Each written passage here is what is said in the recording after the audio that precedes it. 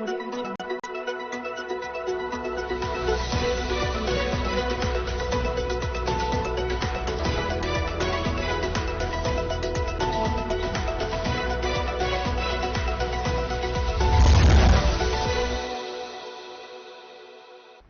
मैं रुचि सोलंकी अलवर न्यूज में आपका स्वागत करती हूं। रुक कर लेते हैं आज की हेडलाइंस पर।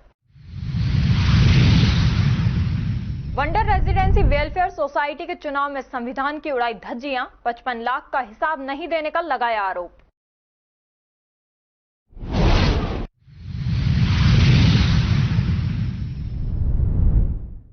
पानी के कुंडे में डूबने से एक व्यक्ति की हुई मौत। कुछ समय पूर्व ही मृतक की पत्नी की भी कैंसर से हुई थी मृत्यु।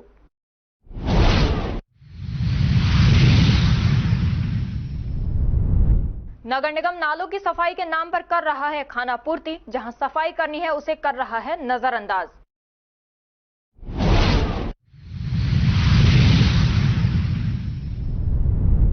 हिस्ट्री शीटर को पकड़ने गई पुलिस पर आरोपी के परिजनों ने किया पथराव। हिस्ट्री शीटर के मकान पर चल सकता है बुलडोजर।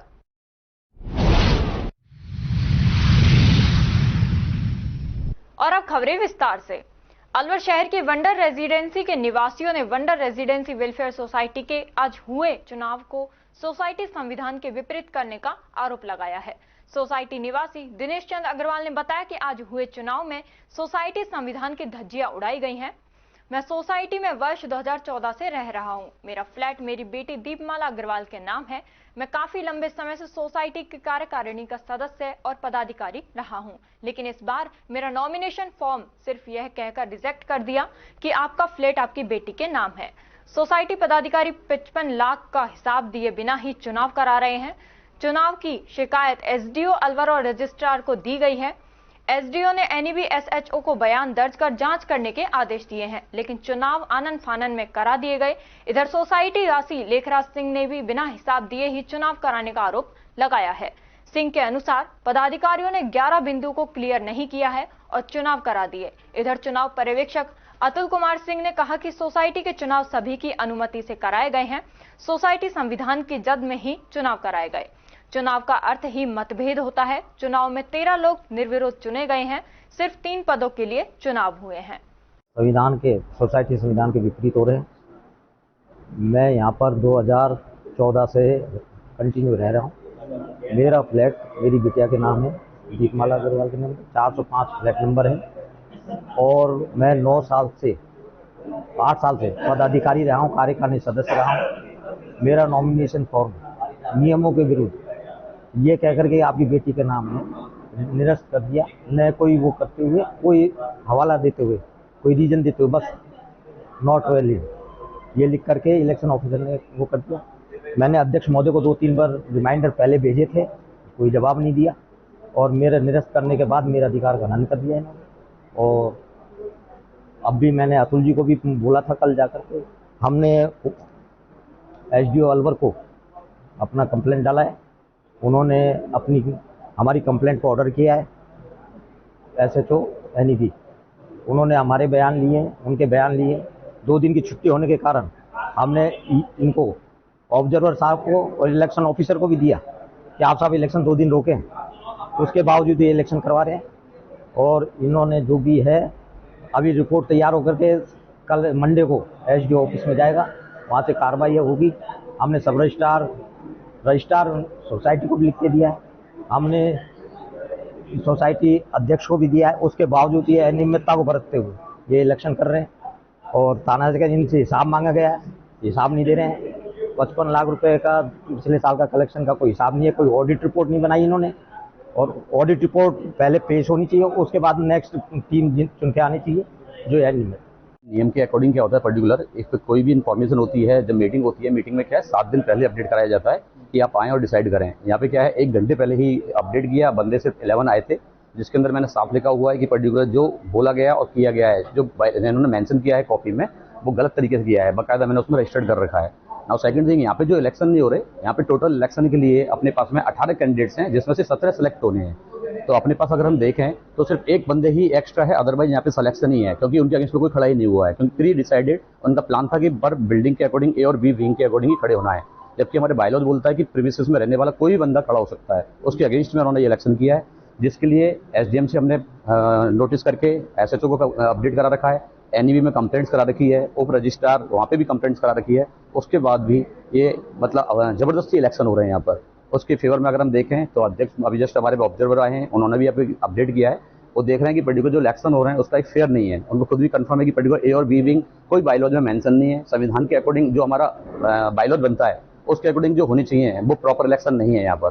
सेकंड, अगर मान लो कि किसी के टोटल ड्यूरिंग इलेक्शन जो पूरा देखा जाता है वो उन्होंने पूरा रीड नहीं किया है, उस रीड करने के बाद ही वो इलेक्शन होते हैं। उनसे जैसे आपने क्वेश्चन किया कि क्या हुआ, वो बोले कि हम तो बताएंगे आपको शाम को 4 बजे, तो वो क्या आप उससे पर्दा फेरना चाह रहे हैं कि हम आपको डिस्कशन नहीं करना चाह रहे हैं। तो जो भी इलेक्शन हो रहा है वो फेयर नहीं है। लास्ट बैलेंस शीट में यही कमेटी थी जिसमें कि इनके पास में टोटल हमने जैसे हिसाब मांगा, हर बिल के लिए 3 कोटेशन चाहिए। कोई भी काम करा रहे हो परमिशन चाहिए, इनके पास कोई परमिशन नहीं है, कोई 3 कोटेशन नहीं है। पूरा पैसा इन्होंने सोसाइटी का बर्बाद किया है। ओवर बजटेड इन्होंने डिसीजन लिए हैं जिससे कि सोसाइटी की हालत, बिल्डिंग की हालत बिल्कुल जर्जर हो चुकी है।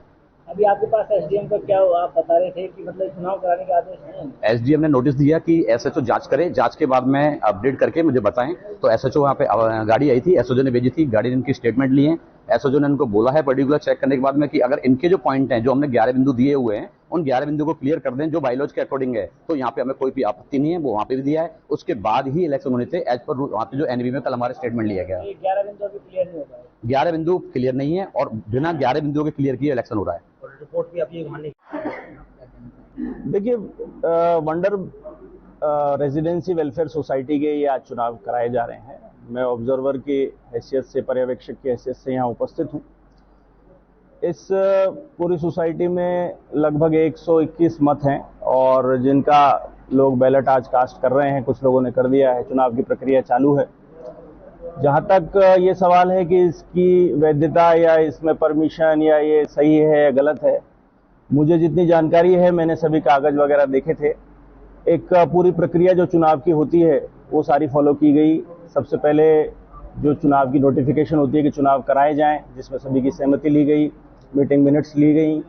उसके बाद में एक पूरी जो शेड्यूल होता है तारीखों का कि इस तारीख में नॉमिनेशन फाइल होगा, इस तारीख में अपन नाम वापस ले सकते हैं, इस तारीख को चुनाव होगा, उस सब की पूरी जानकारी दी गई। उसको लगाया गया, चस्पा किया गया। चुनाव अधिकारी की नियुक्ति हुई, ऑब्जर्वर की नियुक्ति हुई। तो जितनी भी प्रक्रियाएं हो सकती हैं, जबकि आरडब्ल्यूए में इतनी प्रक्रियाएं नहीं होती हैं, बहुत ही सामान्य चुनाव है। एक सोसाइटी है जिसमें 135 घर हैं और एक इंटरनल सा चुनाव होता है। ऐसे कोई बहुत बड़ी बात नहीं है इसमें, कोई इसमें कोई सरकारी पद है, कोई राजनीतिक पद है, ऐसा कुछ थोड़ी है। कोई मंत्री बन जाएगा या कोई बहुत बड़ा पद मिल जाएगा। इसमें लोग अपने लिए, अपने मैनेजमेंट के लिए कुछ लोगों को आगे करते हैं। 16 लोगों का चुनाव होना है मात्र, जिसमें से 13 लोग ऑलरेडी निर्विरोध निर्वाचित हो चुके हैं। 3 लोगों का चुनाव हो रहा है। तो वो सामान्य प्रक्रिया है। अब किसी को कोई विरोध है या कोई और बात है तो वो स्वाभाविक है। मैं समझता हूं कि जहां कई लोग रहते हैं, सब लोग एक मत नहीं हो सकते और चुनाव होना ही इस बात का एक एविडेंस है, एक प्रमाण है कि भाई सब लोग एक मत नहीं है, नहीं तो चुनाव नहीं होता। चुनाव होने का मतलब ही ये है कि कुछ लोगों का मत भिन्न है, इसलिए किसी एक विषय पे अपने को एक मत होने के लिए अपने को संख्या बल या एक अपने को मेजोरिटी प्रूव करनी पड़ रही है। तो चुनाव होना एक स्वाभाविक लोकतंत्र में होता है। और क्योंकि सिर्फ 16 में से 3 लोगों के लिए हो रहा है, तो शाम को 4 बजे तक का समय है, पूरा हो जाएगा। मैं समझता हूं एज ए पर्यवेक्षक मैं यहाँ उपस्थित रहूंगा। मैं ये इंश्योर करूंगा, कोशिश करूंगा कि कोई भी अनियमितता नहीं हो, ट्रांसपेरेंसी रहे, सभी नियमों की पालना हो। हमारे चुनाव अधिकारी महोदय श्री आरपी शर्मा जी बहुत ही अनुभवी व्यक्ति हैं, गजेटेड ऑफिसर रहे, रिटायर्ड प्रिंसिपल हैं जीडी कॉलेज के, और आपका एक बहुत लंबा अनुभव है। आपकी देखरेख में सब काम हो रहा है, ऐसी कोई बात नहीं है। बाकी विरोध होना ये बड़ी स्वाभाविक बात है, इसमें कोई खास बात नहीं है। विरोध तो होता है, लोकतंत्र है। नगर निगम अलवर के अधिकारियों की सही मॉनिटरिंग नहीं होने और सफाई कर्मचारियों की घोर लापरवाही के कारण उस जगह नालों की सफाई की जा रही है जहां नाले अवरुद्ध ही नहीं है, और जहां वास्तव में नाले अवरुद्ध हैं वहां सफाई ही नहीं हो रही है। बेवजह नालों के पटाव तोड़कर पटाव का कचरा भी नाले में ही छोड़ दिया जाता है, जिससे नालों की सफाई होने की बजाय नाले और अवरुद्ध हो रहे हैं। इसके अलावा जहां भी नालों से गंदगी निकाली जा रही है वह नालों के किनारों पर ही 2-4 दिन के लिए छोड़ दी जाती है, जिससे वह गंदगी वापस नालों में चली जाती है। नगर निगम ने अंबेडकर सर्किल के पास स्थित स्कीम नंबर 3 में नाले की सफाई के नाम पर बेवजह नाले के पटाव को तोड़ दिया और पटाव का मलबा नाले में ही छोड़ दिया। साथ ही नाले की गंदगी भी नाले के किनारे ही छोड़ दी गई है, जबकि वास्तविकता में नाला अंबेडकर सर्किल पर नाले की दीवार गिरने से बंद हो गया है, जिसकी ना तो आज तक मरम्मत की गई है और ना ही नाले को साफ किया गया है। हाल ही में हुई बरसात से नाले का पानी सड़क पर आ गया, लेकिन नगर निगम के अधिकारियों का ध्यान कतई मूल समस्या पर नहीं गया है। नालों की सफाई जिस तरीके से हो रही है, उससे निगम का बजट और सफाई कर्मचारियों के कीमती समय की बर्बादी हो रही है। सही मायने में मानसून शुरू होने से पहले नालों की सफाई ही नहीं हो रही है। अमूमन नगर निगम के सफाई कर्मी नाले के पटाव को हटाकर नाले की सफाई करते हैं, लेकिन नगर निगम पटाव को तोड़कर पटाव के नाले का मलबा ही नाले में छोड़ देता है। आखिर यह किस तरीके से नालों की सफाई हो रही है? महिला सोम गुप्ता ने बताया कि नाले की सफाई होते देखा, फिर बाजार चली गई, वापस आकर देखा तो नाले का पटाव टूटा दिखा और पटाव का मलबा नाले में पड़ा था। नगर निगम सफाई के नाम पर खाना पूर्ति कर रहा है, जबकि सही मायने में नाला अंबेडकर सर्किल पर नाले की दीवार टूटने से बंद है, जिसकी तरफ नगर निगम का ध्यान नहीं है। बहादुरपुर सीएचसी में डिलीवरी सुविधा शुरू हो गई है। मुख्य चिकित्सा एवं स्वास्थ्य अधिकारी खैरतल अरविंद गेट ने बहादुरपुर सीएचसी का विजिट किया था। इस दौरान ग्रामीणों ने सीएचसी में डिलीवरी नहीं होने की बात कही थी, जो लेबर टेबल नहीं होने की वजह से नहीं हो रही थी। दानदाताओं और नगरपालिका चेयरमैन से बात करके लेबर टेबल की व्यवस्था कर दी गई, जिससे अब प्रसव के लिए बाहर नहीं जाना पड़ेगा। आगे भी भामाशाहों के सहयोग से चिकित्सालय में सेवाओं का विस्तार जारी रहेगा। खबरों में वक्त हो चला है एक छोटे से ब्रेक का। ब्रेक के बाद जल्द लौटेंगे, तब तक आप बने रहिए अलवर न्यूज के साथ। तेज दिमाग, पैनी नजर और निर्णय लेने की क्षमता आपको बनाती है देश का स्वर्णिम भविष्य।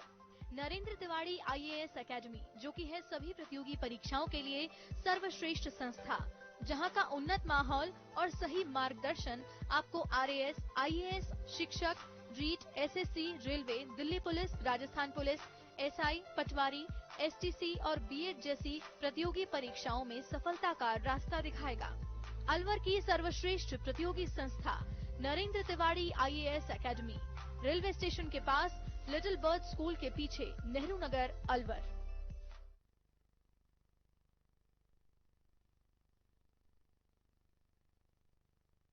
ब्रेक के बाद आपका स्वागत है। बढ़ते हैं अगली खबर की ओर।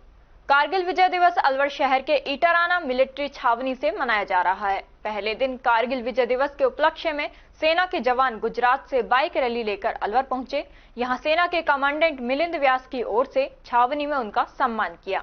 इसके साथ ही कमांडेंट ने कारगिल युद्ध में शहीद हुए जवानों की वीरांगनाओं को भी सम्मानित किया। कार्यक्रम में कारगिल युद्ध में शामिल हुए सेना के अन्य रिटायर्ड जवान व अफसर भी मौजूद रहे। यह आयोजन अलवर छावनी में भारतीय सेना द्वारा कारगिल विजय दिवस के 25 वर्ष पूरे होने के उपलक्ष्य में आयोजित किया गया। कारगिल विजय दिवस के उपलक्ष्य में रिटायर्ड सैनिक अमरचंद फौजी ने बताया कि कारगिल विजय दिवस पर गुजरात की टीम बाइक से अलवर पहुंची। यहां से उन्हें रेवाड़ी के लिए फ्लैग ऑफ किया गया। इसके बाद जवानों की यह रैली दिल्ली पहुंचेगी। इसके बाद सेना की बाइकर्स रैली यह कारगिल के दराज सेक्टर तक जाएगी। उन्होंने कहा कि कारगिल युद्ध पर विजय एक गौरवमयी पल था, जिस पर देश के हर नागरिक को गर्व महसूस होता है।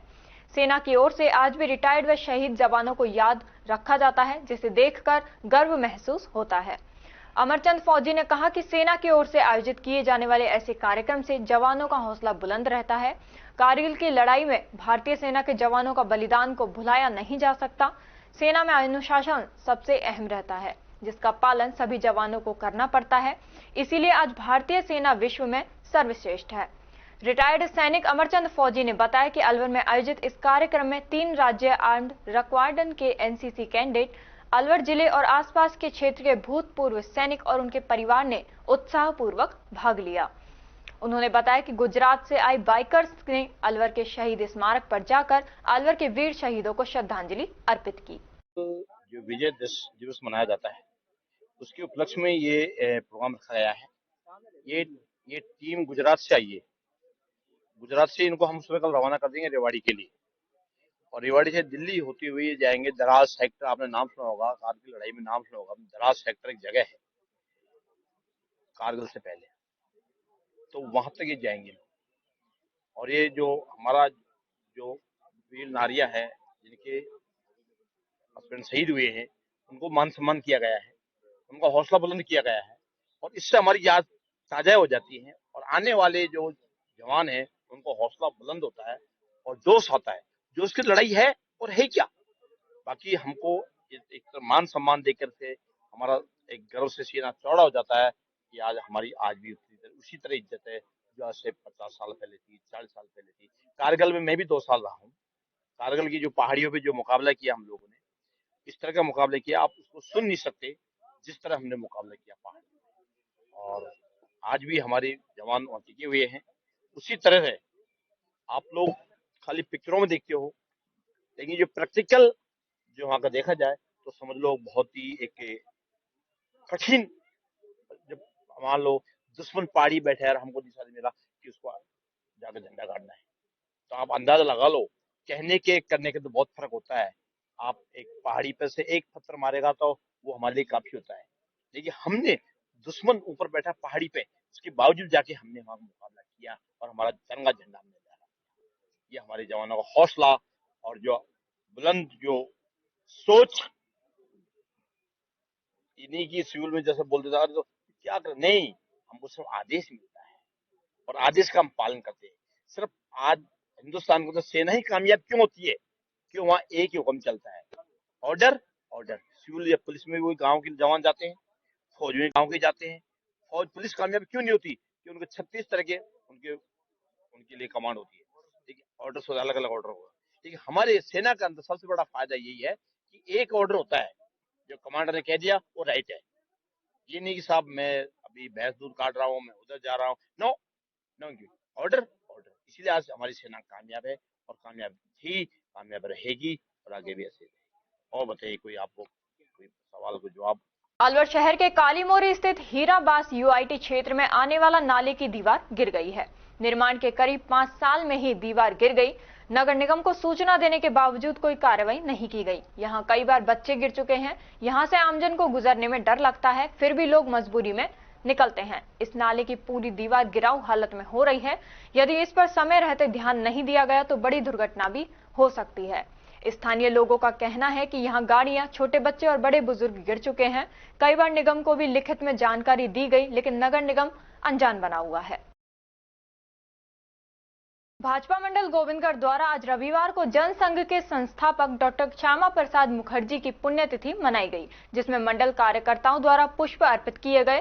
काका फूल सिंह मीणा द्वारा डॉक्टर श्यामा प्रसाद मुखर्जी के जीवन पर प्रकाश डाला। साथ ही कार्यकर्ताओं ने पर्यावरण के प्रति अपनी जिम्मेदारियों को निभाने को लेकर संकल्प लिया।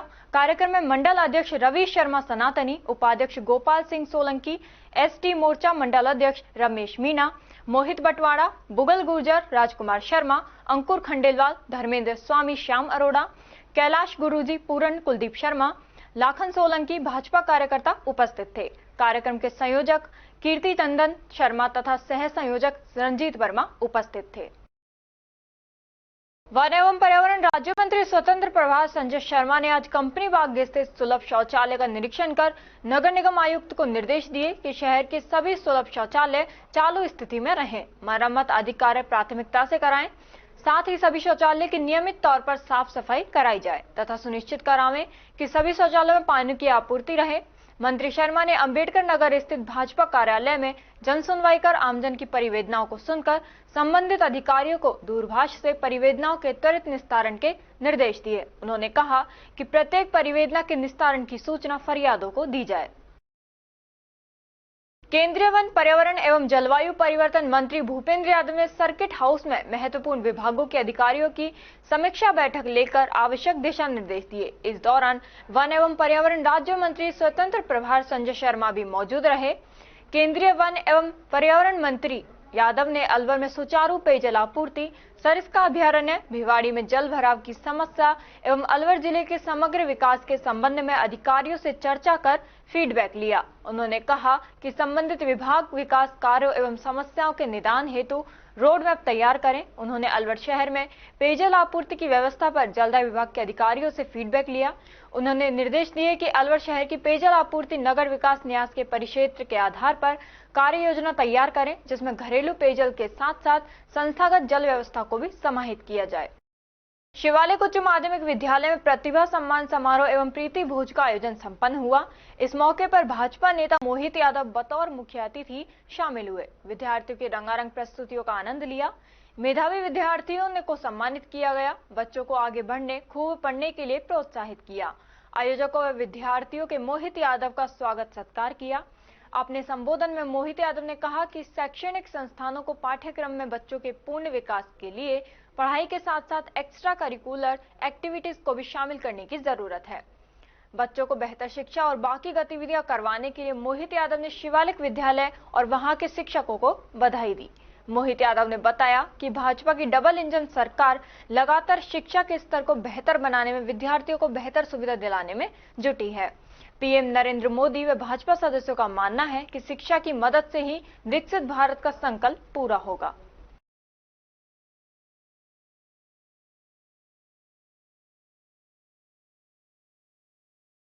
जिला स्तरीय सीनरी पावर लिफ्टिंग प्रतियोगिता का आयोजन cross fit gym Tijara road पर हुआ, जिसमें अलवर जिले से 35 खिलाड़ियों ने भाग लिया।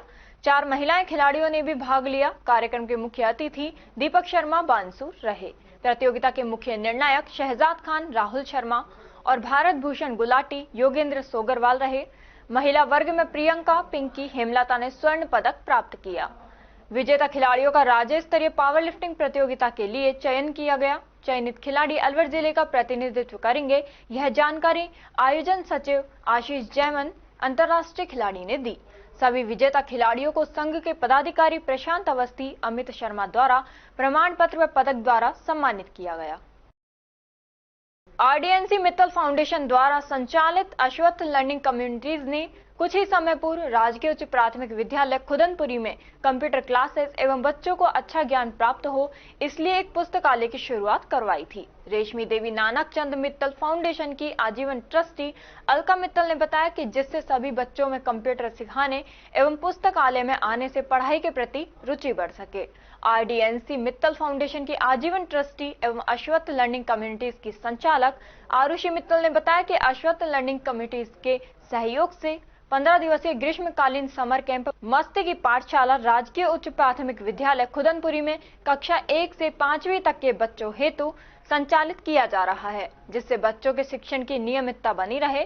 बच्चे मनोरंजक गतिविधियों के माध्यम से बच्चों के साथ भाषा, कंप्यूटर में coding, theatre, art and craft और योगा पर स्कूल में बच्चों के साथ कार्य करवाया जा रहा है, जिसमें आज बच्चों की पर्यावरण के प्रति जागरूकता बढ़ाते हुए बच्चों ने स्कूल और घरों में वृक्षारोपण किया। गौशाला में टेम्पो की आवश्यकता को देखते हुए सूरजमुखी पवित्र धाम पर स्थित श्री मौनी बाबा गौशाला में पूर्णिमा को गौ सेवक विक्रम झुंझुनवाला ने लोडिंग टेम्पो दान में दिया। गौशाला कमेटी के सचिव देशपाल यादव ने झुंझुनवाला का आभार व्यक्त करते हुए कहा कि गौशाला में छोटे लोडिंग वाहन की अति आवश्यकता थी, जो आज पूरी हुई। झुंझुनवाला हर समय गौ सेवा के लिए तत्पर रहते हैं। गौ माता की सेवा के लिए दिया गया दान दैहिक, दैविक और भौतिक पापों को नष्ट करता है। और खबरों में बस इतना ही। तब तक आप बने रहिए अलवर न्यूज के साथ। नमस्कार।